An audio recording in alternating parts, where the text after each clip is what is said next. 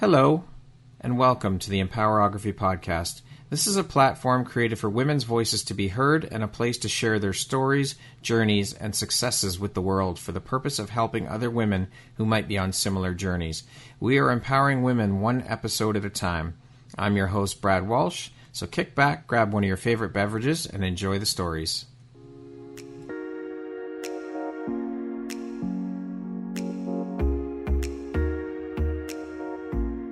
The world needs to hear your message and your story, so don't deny the world of that gift within you that the universe has given you. Someone out there needs to hear your story because it will support them in feeling hope, inspired, and even transformed. Do you want to discover how I help get my clients out of their own way, show up, and confidently share their message? I would love to extend an invitation to you to join me in my free masterclass, Start Your Own Podcast from Idea to Implementation, on Wednesday, April 5th at 1 p.m. Eastern.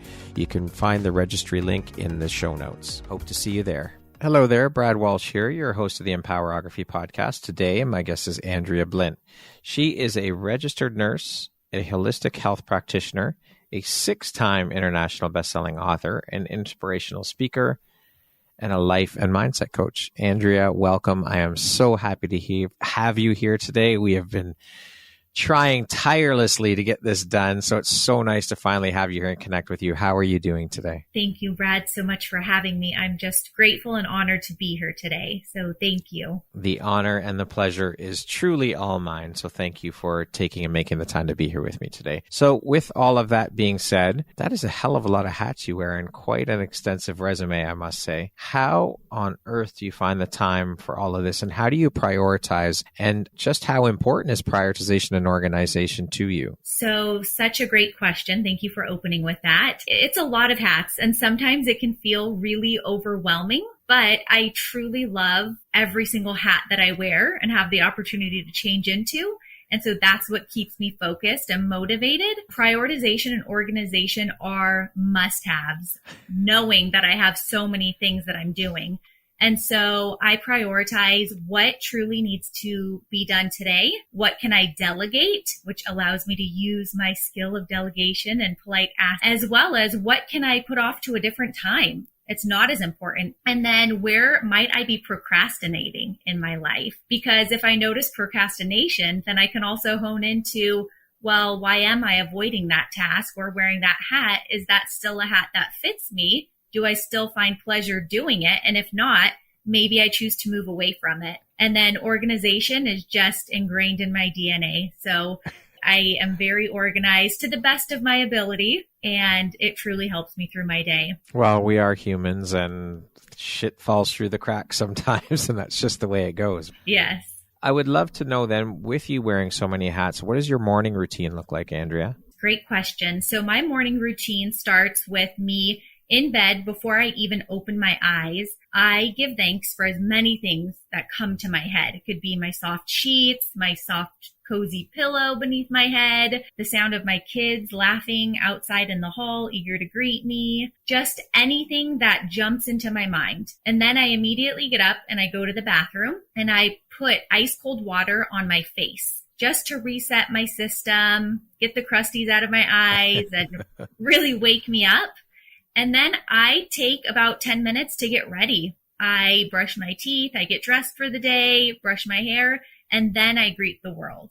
And I found that when I pour in that time to myself in the morning, I can go out happy, grateful, and ready to serve the world without feeling disheveled and empty. That is so common as of late. I'm hearing when I'm talking to these women about that, and they have all, so many of them, I shouldn't say they all, but so many of them have stressed the importance of taking and making that time for self first and foremost before anything else to start the day. It's that pouring into themselves and how important that is to sustain yourself throughout the day. Yes, absolutely. It really is. What drives, motivates, and inspires you to keep going and excelling at all that you do, Andrea?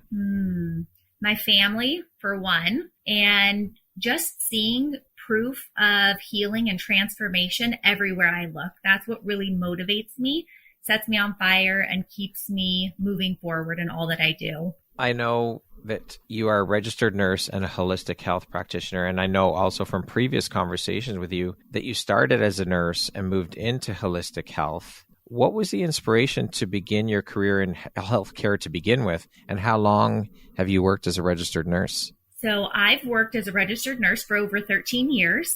I still work as a registered nurse today. I will go in and collaborate with healthcare providers and help in their practices as needed as a concierge nurse. I jumped into nursing because I love people and I really wanted to help people and I wanted to improve the quality of their life by really teaching them how to optimize their health. And so nursing was a really easy route for me to do that. And so what was the catalyst then for you to shift into holistic health? Can you share a little bit about that journey with us? Sure.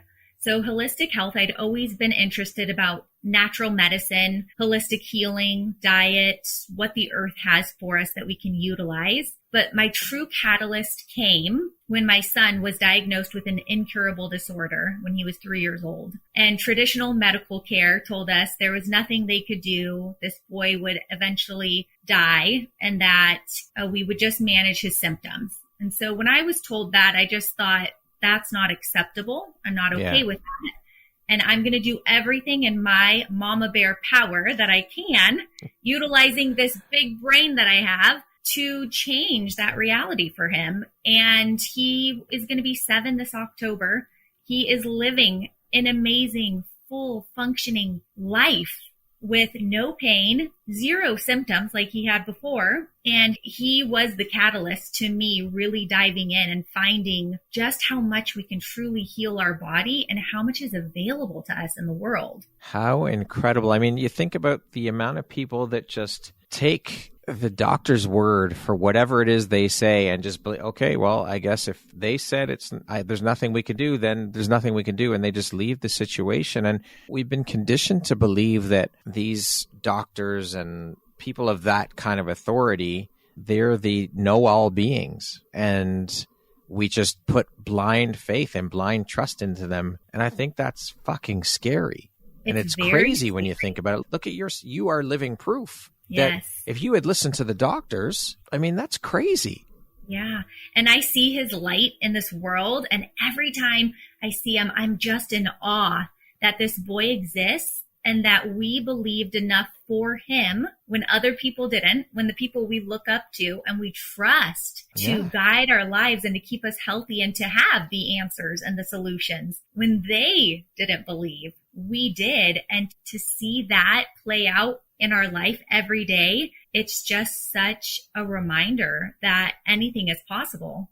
And if you believe it, there's a way that you can achieve it. I love that. But you would think that, at least I would think, that would be somewhat for you who works in the medical profession and healthcare, that would be quite disheartening that someone of this stature has told you, nope, sorry, there's nothing we can do. To be part of that profession is like, you want to change it. You want to do something to shift the thinking. And I had this conversation with another woman who transferred out. She was an award-winning surgeon. So she worked in the medical field as well. And she said she just got tired of the way things were done. She compared it to, it's like this massive cruise ship boat that we have to turn around. It takes a long time to turn that boat around. She compared that to the medical field and the healthcare industry. To get change to occur is like trying to turn one of those massive boats around. It just takes forever. It is possible, I think, but I think we need to get more people on board to start talking about it and to help bring the change about.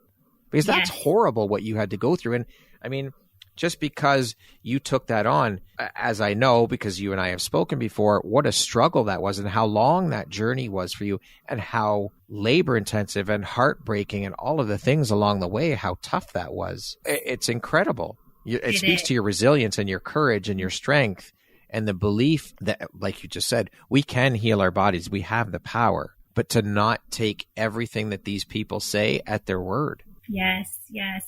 And that's such a beautiful point that you pointed out and touched on is change is very slow in the medical field. And that is not only harmful to patients, but also it's such a flawed system. And how can we rely so heavily on a system that is so broken? Exactly. And we'll talk about that a little bit further on into the interview. I'm hearing a lot of through the women that I speak with who work in the field of medicine in particular, and I'm sure you could probably speak to this as well. As nurses, doctors, they're experiencing a very high rate of burnout, of course, due to the demands of the job. Why do you think that we are seeing such a high rate of burnout in women, more specifically because you work in healthcare, in the field of healthcare? So I think burnout can be contributed to many things. Short staffing has a big correlation to burnout. So being overworked at work, not feeling valuable or part of a team, working in an environment that has low morale. Often, like you mentioned earlier, practitioners are stuck doing what we're told to do. We don't have the ability to be creative or to really use our minds and troubleshoot to help people. This is what you're told to do. These are the medications we use, and this is how we do the plan of care. And so there's a lot of hopelessness that happens in that space. But I think another really big factor that's important to mention is self-care, especially for women. So working in the medical field, the hours are very long. Regular shifts are 12 to 13 hours, often longer. Yeah. That doesn't include the commute time to get there. Often we don't get breaks to go to the restroom during the day or to even eat a snack or a meal. And then they come home and they jump right back into life where they're either caring for loved ones, they go into cooking, cleaning, and doing all the things that need to be done rather than taking time to really decompress and pour into themselves to fill their own cups back up. And that absolutely leads to burnout. I know that you and I, through previous conversation, again, are of similar mindset when it comes to the healthcare system. As you just mentioned, you're in the U.S., I'm up here in Canada, but we can both agree that the healthcare system in each of our respective countries are severely broken. Now, I'm also going to say that these failed or broken medical systems are part of, again, what's leading to the burnout among nurses, etc. I was just at the hospital last night, actually, with my wife, and just to illustrate this point, she was having pains and she knows it's to do with her pancreatitis. So I took her to the emergency room. We were there for an hour and a half and she'd seen triage. So it's now waiting to go on to the next step. We're there an hour and a half. And so I said, okay, I'm going to go find out what's going on, how long roughly this is going to be. She said, well, the person before you who is next in line has been waiting 4 hours.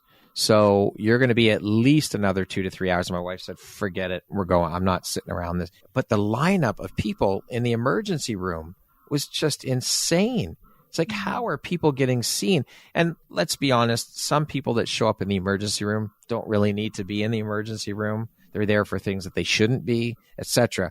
Now, that's not to say that the people there yesterday, that was the case, but this is part of the damage, part of the break in the system. So I would love to hear from you. First of all, why do you think, or what do you think part of the cause is for the healthcare system being so broken? Well, first, I hope your wife is feeling better today. Thank you. And I think it's a trickle effect from the top down that's happened. We aren't caring for people in a way that is sustainable for them. We're not empowering or educating them on how to take care of themselves at home or how to manage some things that wouldn't require an emergency room visit. But also because of the system being as flawed as it is right now, people sometimes have to wait months before they can see their doctor. So right. If someone had pain and they thought, okay, well, maybe I can wait it out until I can get that appointment in 3 months, but then that pain becomes worse, they then show up to the ER or an ear infection that you have and it gets worse and worse. You can't always wait months to see someone. And so I think what's happening is doctors are trying to see so many patients, but they're not truly giving true medical care. They're not teaching them how to eat differently, how to sleep appropriately, and how to manage their health in a way that allows them to truly be healthy. It sounds awful, but we like to keep people sick and needing us because that's how we make money. Yeah, exactly. And I spoke to a woman who, she's a GP in the UK, and she left that to start her practice as a lifestyle medicine doctor. And she said, and I love this analogy, she said, what the medical system is now is the McDonald's of healthcare. She said it's a drive-through method. People come in, they get 10 minutes, I think she said, or 15 minutes. I think it was 10 minutes with each patient, because they've got to see as many as they can, because I have to send it off to the insurance to get the claims, to get the money. She said there's no possible way to sit and spend the time with a patient, diagnose what's going on, talk about preventative, or talk about how we approach the solution. It's just like, okay, come in, sit down. Okay, here's your problem. All right, here's a script. See you later. On your way. Okay, next. It's horrible. It's absolutely horrible. It is. It's true. That's exactly how doctors see patients. There's a time frame they have. They walk in, and in that situation, you can't truly diagnose somebody because you don't know what's happening. Maybe someone has a stomach ache. That's what they're there for. And you give them medications to manage this stomach ache. Maybe they're on something for acid or indigestion. All of these things play a role and have side effects in their body. But maybe that person truly has that stomach ache because they're going through a really crummy time of their life. And it's despair and sadness and all of these emotions sitting there. That doesn't need medication. Yeah, instead of targeting the root of that pain, we've just given it something that it doesn't need. And so the person keeps coming back because we haven't even reached the problem. And then we send them off for tests and procedures that they don't need. And it just goes on and on. In your opinion, then, Andrea, how do we find a way forward and out of this severely damaged and broken system and begin to find a solution for people? I mean, I really think the current system, the way it is, it's irreparable. So what the hell is the answer here? Like, how do we move forward? Yeah, I would love to just see it disintegrate and then really be rebuilt on a foundation that is strong and one of integrity and purpose. But until that can happen, I think the way we move forward as a culture and a community is we look for healthcare providers that truly provide healthcare. And we go to them and we become educated and aware of how to take care of ourselves, how to take care of our families, how to utilize food and plant medicine to help our bodies. And when enough people are doing that, hospitals, doctors' offices, they're going to lose customers. And losing customers means they're not making the money that they want to make. And so that will then force them to be creative, whether that creativity is having diet classes or hosting events where people can come and learn about health. That's what the people want. And I think eventually, if they lose enough money, they will become smart enough and forced to do things differently. Unfortunately, it always comes down to the bottom line. Usually, I shouldn't say always, but typically it comes down to the bottom line. And we need to start taking a proactive instead of a reactive approach to medicine. Yes, right? absolutely. It's fucking crazy. It's maddening. So how do you work with other healthcare professionals to adopt a holistic approach, and how do you see collaboration between practitioners contributing to the future of healthcare? So I think collaboration is the way of future healthcare. That's the way it should be. Otherwise, we are individuals making decisions without really knowing what anyone else is doing. And so when providers can collaborate, everyone's on the same page. We all know what the goal is. We all move forward together towards that goal, and patients benefit more because they know they have more people on their team. They're not repeating the same story to 10 different providers. I love collaborating with physicians. I do it as often as I can.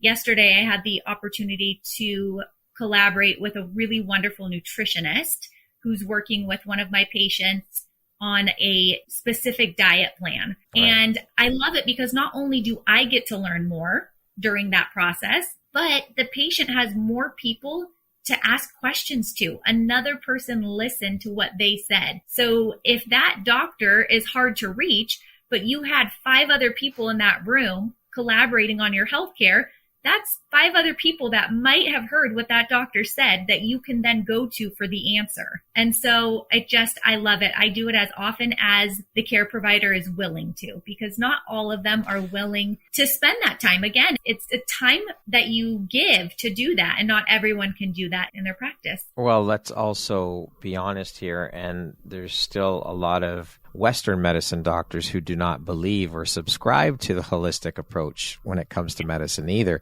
And I think that you'd be very hard pressed to turn those people around. Yes, I've had many doctors who just are very against what I do and what I teach. But then when they have patients come in and they see changes, they can't deny what's happening, because what they've done, I have a patient who was doing fertility treatments, and the doctor had done, I think maybe 12 cycles with this patient. She wasn't getting anywhere, wasn't collecting any eggs. And I said, well, let's try this. It's healthier, but doctors don't understand that. They understand pump them full of meds and make it work. And so I told the doctor, this is exactly what I would do. And I wrote down every single step of the plan. And he said, well, we've tried everything else, so we'll just do it. During that cycle, this woman collected 5 eggs. She'd never gotten eggs before. And That's he incredible. said, that worked so well. I'm going to use that in my practice for other people. And that's the hope. That's the goal of what we want to see, but it's a very rare occurrence. Yeah, for sure.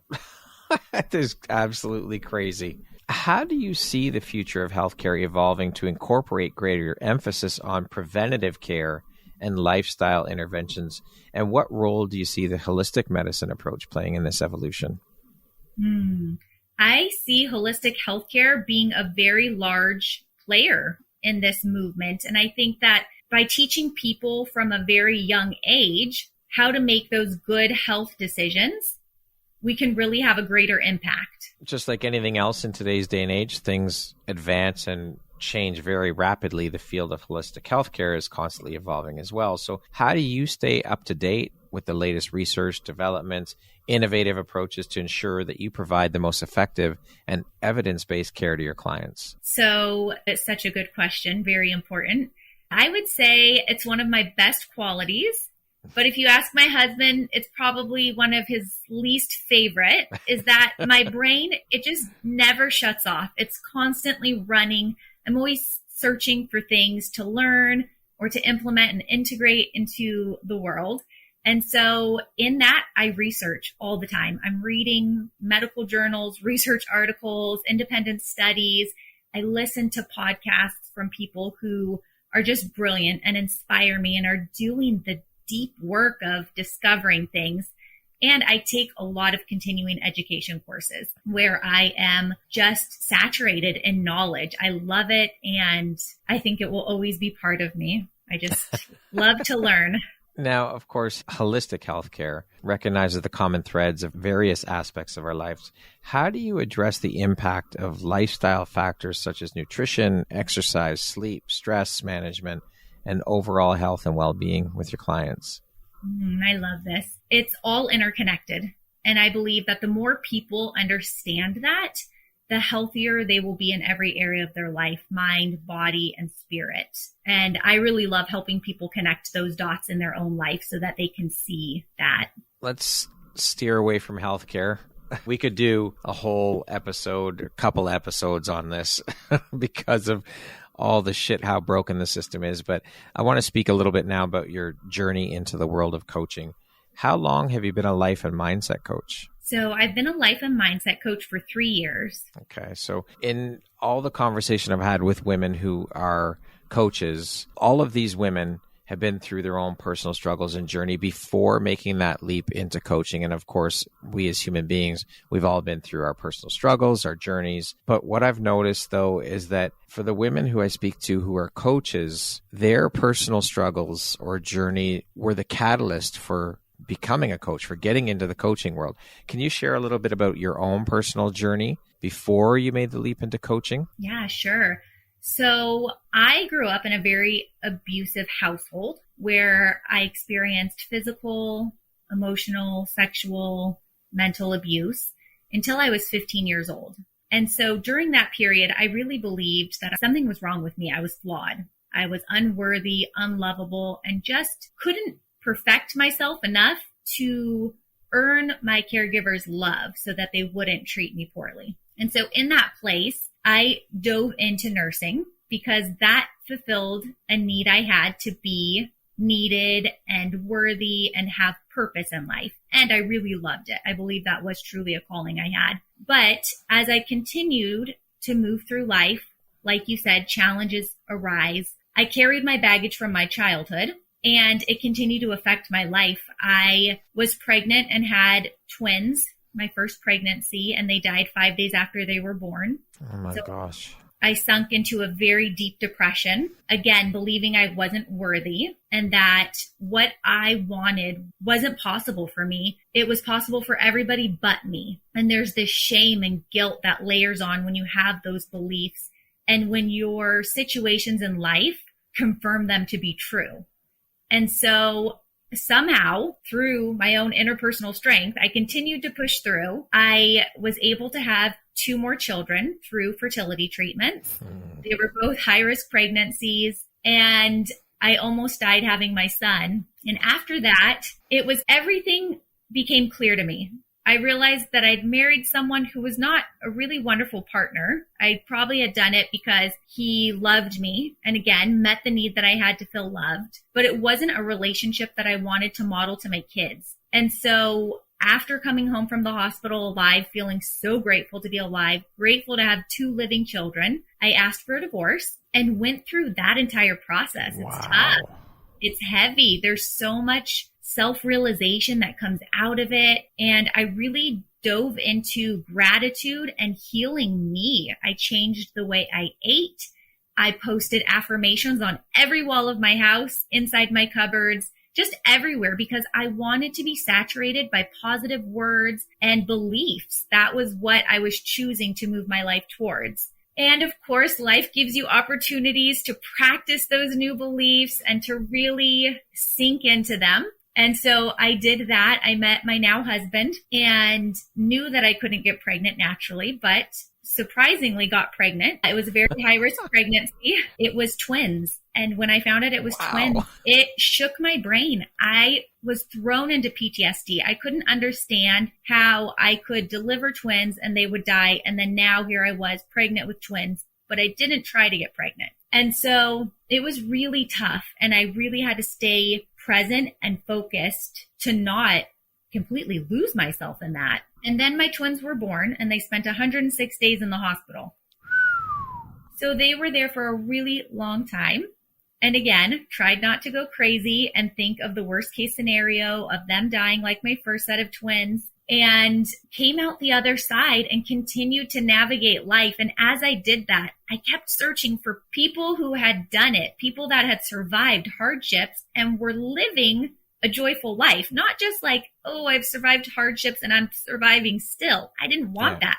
I wanted proof that life, real life, existed after struggle, death, really hard stuff. And so I went to therapy. I did all the therapies available. It was insane. I took medications. They didn't work for me. I changed my diet. I worked on sleep. I did all the things, but it wasn't one thing that helped me. It was a million little things. And I thought, man, if I could just help one person in a similar situation know that there's all of these things available to them and just show them, because I didn't know what was available to me. It was searching and trial and error, but not everyone has the luxury of being able to search for the help that they need. And so I really went into life coaching and mindset coaching because I wanted to let people know from a personal perspective what was available to them. That's incredible. To overcome what you have overcome and then step into this because of the realization of how powerful the lessons were in all of that, and to give back to others through stepping into coaching. It's so beautiful and so powerful. I applaud your strength and your courage. You are truly an inspiration, Andrea.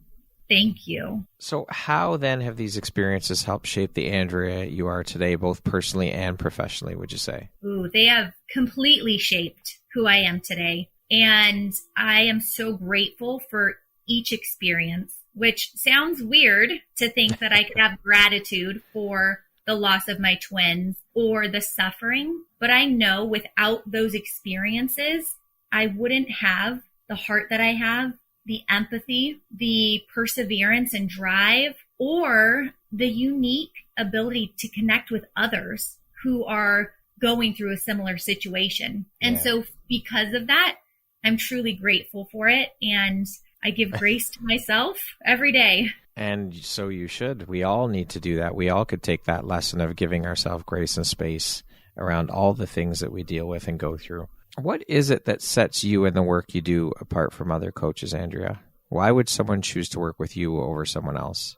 So I think one big reason people choose me is because I've experienced so many things. And so a lot of people find me because they're in a very similar situation. I'm very transparent about my journey. And I think that allows people to feel safe, seen, and able to be completely vulnerable because they know I'm not judging them. I experienced a similar thing. I'm not sitting on a couch telling them they should do something that I've never done myself. And so I think people really appreciate that. But I also teach people how not to need me. And I think that's what sets me apart from other practitioners. I love people. I love having my clients become lifelong friends, but I don't want to take care of them for the rest of their lives. I want them to utilize me when they need me, but then to feel so confident in what I've given them and what I've taught them and shown them that they can then implement it in their life without me. That's my goal. You're just giving them the tools and guiding them how to use them, teaching them how to use them. Mm-hmm.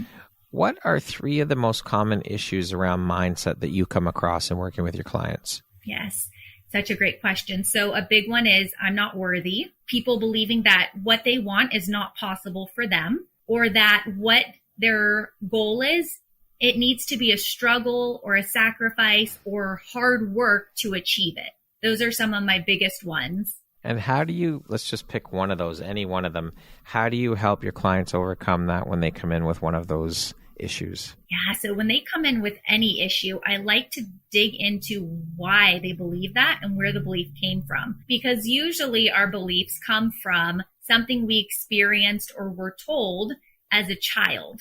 So maybe growing up, for example, we'll just say believing it's not possible. Maybe somebody has a goal to make $100, but growing up, they lived in a home where their parents said, oh no, only certain people can make money. You have to work hard. You have to do this. You can't have fun. It's just so hard to have money. So then this person doesn't believe it's possible for them to make money unless they work hard. They're miserable. They don't like what they do. And so when we can look at those beliefs, we can then challenge them. Is that belief true? Have you ever made money that wasn't hard? Did you ever laugh while you were washing someone's car and get paid for it? Yeah. So then once the belief is weak, you can completely collapse it. And then when it's collapsed, you can decide, is there room for any other possibility? Can you have fun and make money? Can you? Yeah, I can. Cool. Okay. So go do that. And then let me know how it works. And that's kind of what we do. We challenge a lot of the beliefs, then we modify them, and then move towards what our goal is. Love it. I want to continue on this path of mindset and get your take on this. I want to hear your thoughts. Could you speak to how important a part mindset played in helping you through your struggles, and just how important mindset is to our daily routines and successes? Yes, mindset is everything. It's truly everything. It's like change. Our mindset is the one constant. The thoughts that we think in our head, our brain is always running. And so if it's running all day long and we have negative thoughts or unhappy, unhealthy things moving through our head, we're going to be sad, heavy, not motivated to do things. But when we can focus our mindset on things that are happy and light and bring joy and fulfillment, we have a much easier time navigating stinky things when they come. So for me, mindset was everything. Becoming aware of the thoughts I was thinking, the effect they had on my actions.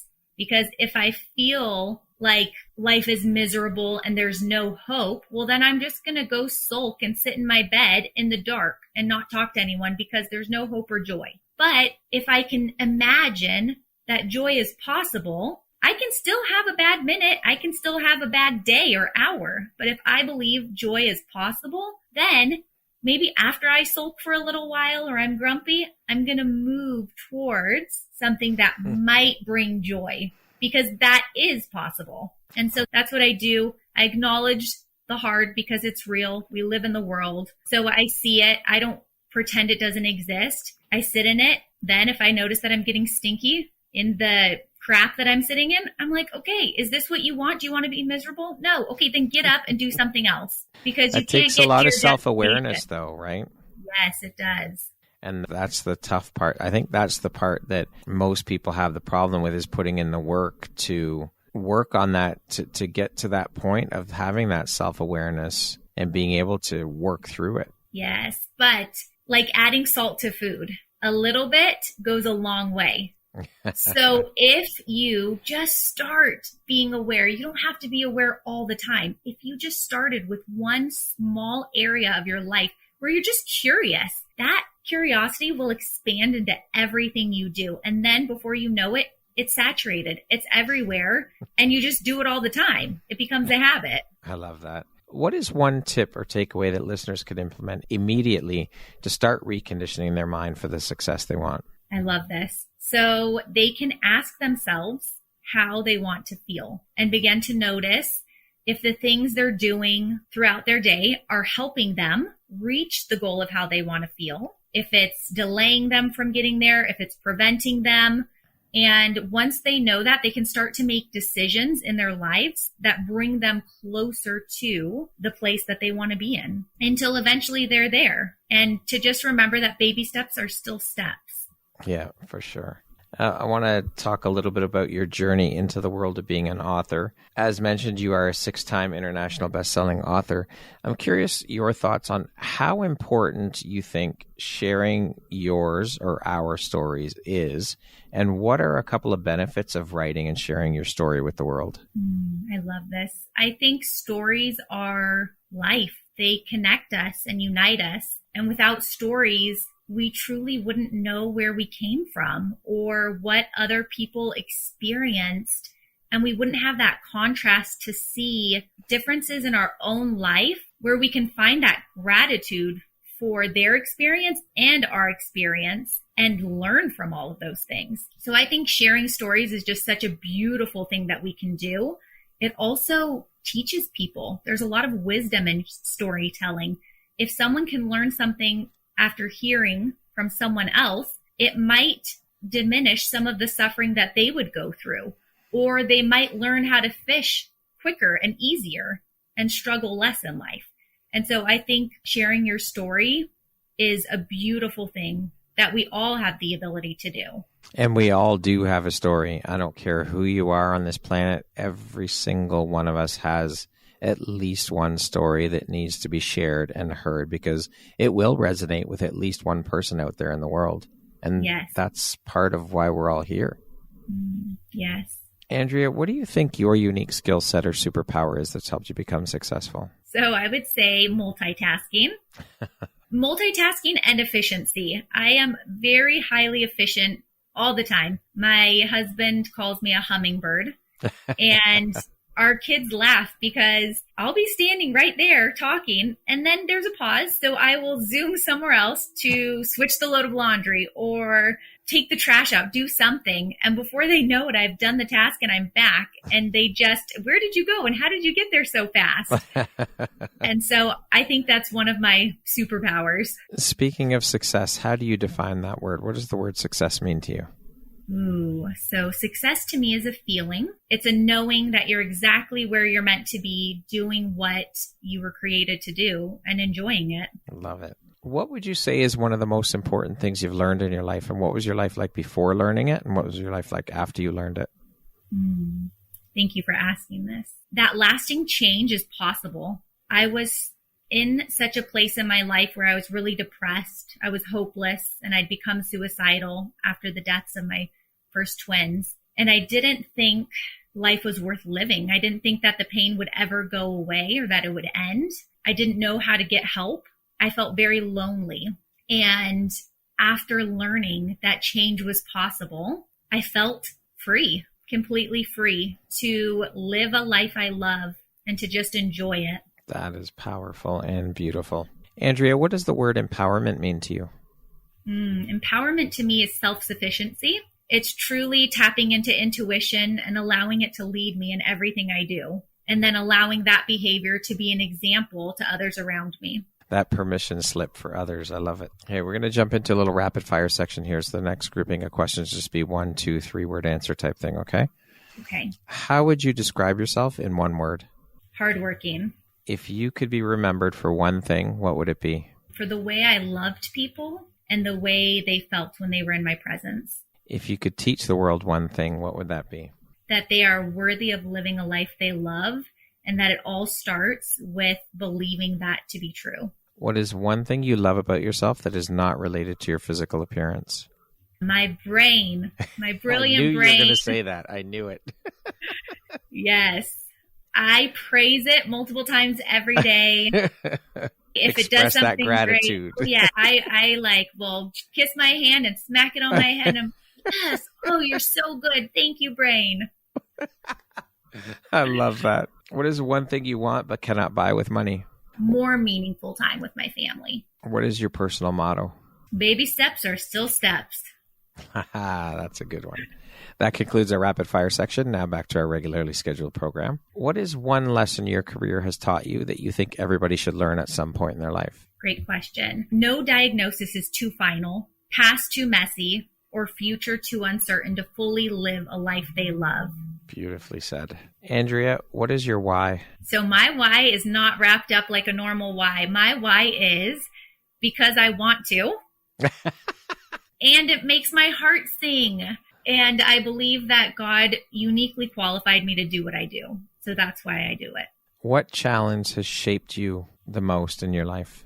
I would say the death of my twins, my firstborn twins, shaped me the most because it really inspired me to keep going, to stand up for what I wanted, which was to become a mom and to be a great mom. And in that, it really was the catalyst to everything in my life that changed after. What's something surprising that you've learned about yourself in the last year? This is a good one. I learned that deep healing is truly possible. I'd healed so much in my life from past losses and traumas, but this year, after losing a loved one, I realized just how much I'd grown and healed. I behaved, coped, and grieved in such a different way that it was eye-opening and just truly inspiring to me. If you had the opportunity to sit down and have a 1-hour conversation with one woman, any woman in the world, who would it be and why? I would say Kate Middleton, because she just has this look about her that is so pure and innocent, welcoming, happy. She's smiling, and she's very passionate about mental health with children and families. And I think that's something so beautiful to be in the public eye and in a life where you really could step back and just enjoy the fruit of the blessings you have. But she's out there on the front lines really petitioning for mental health. And I think that's really admirable. It is. It's such an important cause that I think we still have so much work to do in terms of shining a light on it and bringing it to the forefront. I think it still gets swept under the rug like it's a dirty little secret, and we don't talk about it enough, and we need to start talking about it more to shine the light on it and bring awareness to it. Yes, absolutely. If you could go back and give your younger self one piece of advice, what would that piece of advice be? Well, I would say sometimes life is hard and things don't make sense, but you're really strong. Keep your head up and admire the woman you are as you walk out of the rubble. Love that. What a vision. Lastly, Andrea, if you were to deliver your last 30-second speech to the world, your tribe, your corner of the world, your people, what would that last 30 seconds sound like? What words of wisdom would you impart? I would say you are worthy and capable of living a life you love. No diagnosis is too final, past too messy, or future too uncertain to fully live a life you love. And it can start today. I love you, and I know there is light, even in your darkest days. Beautifully said, and beautiful way to end the interview. Andrea, thank you so much for being here with me today. I am so grateful that we finally got this to happen. We had the opportunity to sit down and share, and I appreciate you allowing me into this space to share with you in your personal story and your journey. And it has been an absolute honor. You are truly a courageous, beautiful, and inspirational soul. I'm so grateful to be connected to you, and thank you for being a member of the Empowerography community, and thank you for taking and making the time to be here with me today. Oh, thank you so much, Brad. I appreciate you. Thank you. Have a nice day. Thank you. Once again, my name is Brad Walsh, host of your Empowerography Podcast. Today, my guest has been Andrea Blindt. She is a registered nurse, a holistic healthcare practitioner, a 6-time international best-selling author, an international speaker, and a life and a mindset coach. Thank you so much, Andrea. I appreciate you. Have a great day. Thank you. You too.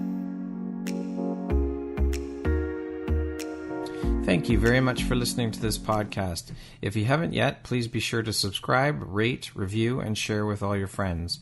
You can find me at visuphoria.ca and follow me on Instagram at Empowerography Podcast and on Facebook at Empowerography. Please join me next time for another inspirational story from yet another amazing woman.